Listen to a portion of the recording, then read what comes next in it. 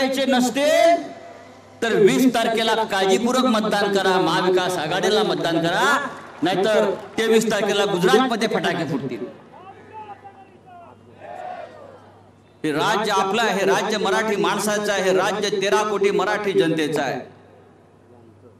106 हुतात्म्यांच्या बलिदानातून निर्माण झालेले महाराष्ट्र राज्य एखाद्या नरेंद्र मोदीच्या मित्राच्या घशात आम्ही जाऊ देणार नाही। आणि तशीच वेळ आली तर 105 हुतात्मे दिले, 1005 जणांचं बलिदान द्यायला हा महाराष्ट्र तयार आहे, शिवसेना तयार आहे, महाविकास आघाडी तयार आहे। काय चाललंय या राज्यामध्ये? या राज्यामध्ये गुंडगिरी, झुंडगिरी, भ्रष्टाचार याशिवाय वेगळं काही चाललेलं नाहीये। हे राज्य बदनाम झालेलं आहे, महाराष्ट्र राज्य बदनाम झालंय, शिवरायांचं राज्य बदनाम झालंय। या राज्यामध्ये फक्त खोक्याची, पैशाची भाषा चालू आहे। या राज्यामध्ये निवडणुकीमध्ये पैसा अशा प्रकारे ओतला जातोय, हा पैसा जमिनीतनं येतोय की आकाशातून पडतोय तेच कळत नाहीये। आणि त्याच पैशातून आपली मतं विकत घेण्याचा प्रयत्न होतो आहे। पण हा महाराष्ट्र विकला जाणार नाही, हे मी नरेंद्र मोदी आणि अमित शहाना या व्यासपीठावरून सांगू इच्छितो। हा महाराष्ट्र विकला जाणार नाही, मराठी माणूस विकला जाणार नाही।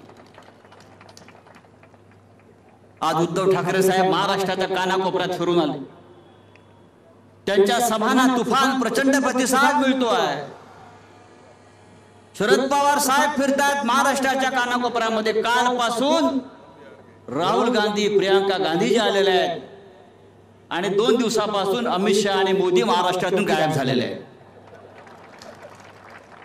बहुतेक त्यांना समजलेलं आहे फार वेळ महाराष्ट्रात राहिलो तर महाविकास आघाडीला ज्या 170 जागा मिळणार आहेत त्या 200 होतील, आपण दिल्लीत गेलेलं बरं।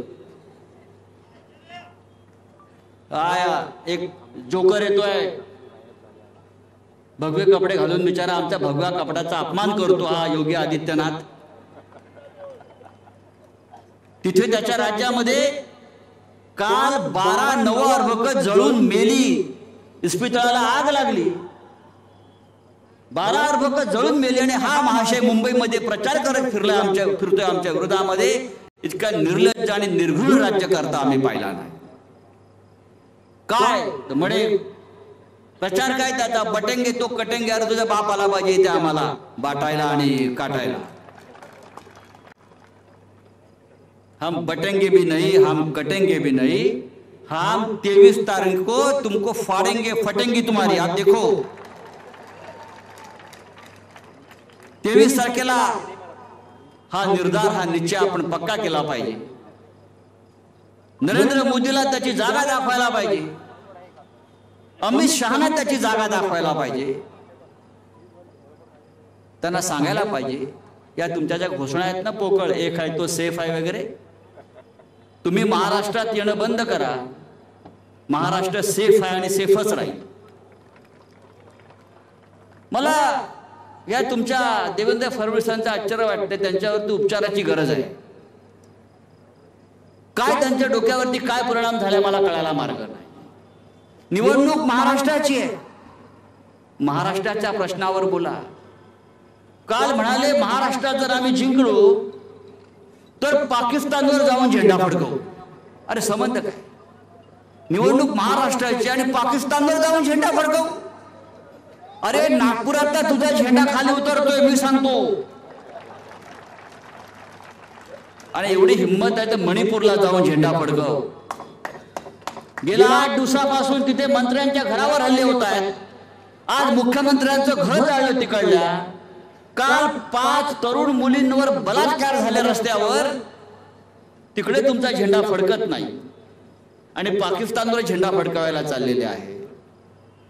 असे नादान आणि नालायक लोक आपले राज्य करतात, त्याची महाराष्ट्राला लाज वाटते। आणि ही लाज जर महाराष्ट्राची आपल्याला टिकवायची असेल, ही बेआबरू आपल्याला